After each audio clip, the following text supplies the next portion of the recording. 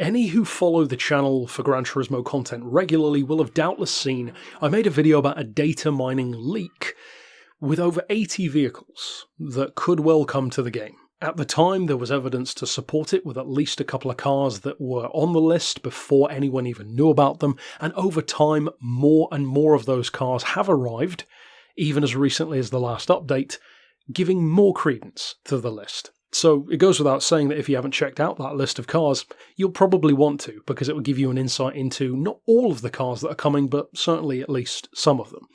Now, in addition to that, and I want to once again, just like back then, thank Tomsoft on the Discord for the channel, a Discord which you should probably join if you haven't already. We chat about all kinds of stuff.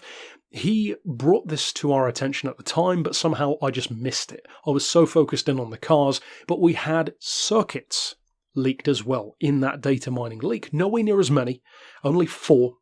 And for the purpose of this video, it's more like 2. The reason why it's 2 is because, first of all, you'll see that I'm using Watkins Glen footage.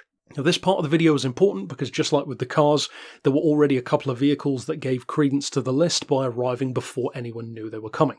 You know, they were on that list already, such as the Suzuki Vision GT, which nobody knew there even was one.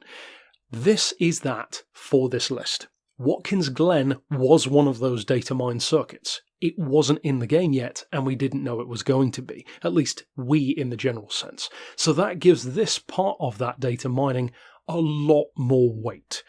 Now, moving on from that, let's get to the disappointing part first. Disappointing not the least for me because it's one of my favourite circuits, because one of the 4 listed is Road Atlanta. I love Road Atlanta. I was introduced to it in the Forza series years and years ago. It has ties to Pajamas, the Petite Le Mans. It's a perfect circuit for prototype racing, GT racing. It's got a lovely flow. It's not overly long, just a couple of minutes a lap. And it's almost like an American version of almost like a Silverstone kind of vibe. But I actually like it a lot more than that track.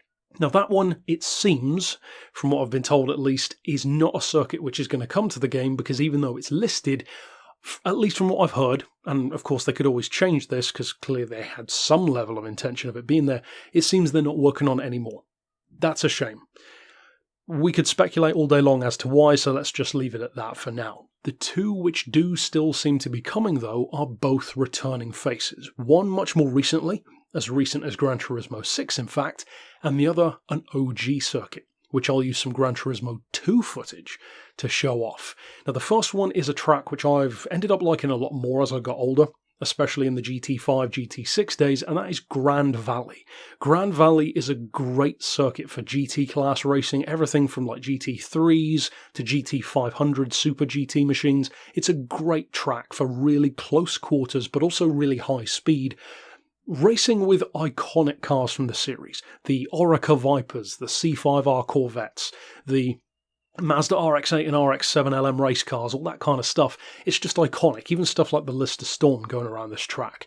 I really like Grand Valley now, much more than I ever did as a kid, so if it does come back, I think it will be a fan favourite.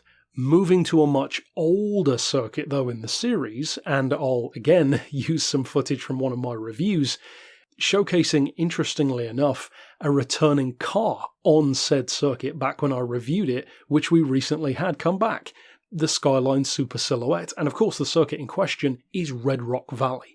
Now I must admit, Red Rock Valley was never a favourite of mine. To me it's a little bit too simple of a circuit to really engage my attention for too long, but it does have an interesting vibe.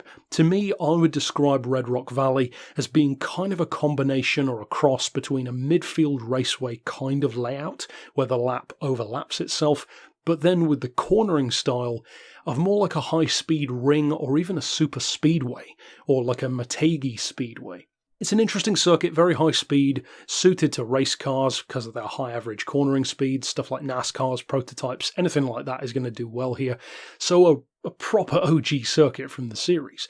If these 2 do turn out to come to the game, I think they're going to be very popular. I do believe, and I could again be completely wrong, this is total speculation, I believe that if these 2 do arrive, I think Grand Valley will probably look much more familiar to us than Red Rock Valley will. Red Rock Valley, I believe, could look very different. In fact, it could almost be reminiscent of like a Deep Forest, which was heavily reworked when it was brought back. I think that could happen again because, of course, one of the most iconic things about Red Rock was the colour scheme, that kind of sunset orange.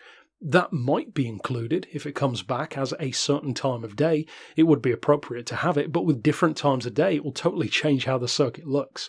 Overall, though, that seems to be it for the ones that I could find and the ones that were brought up in the Discord.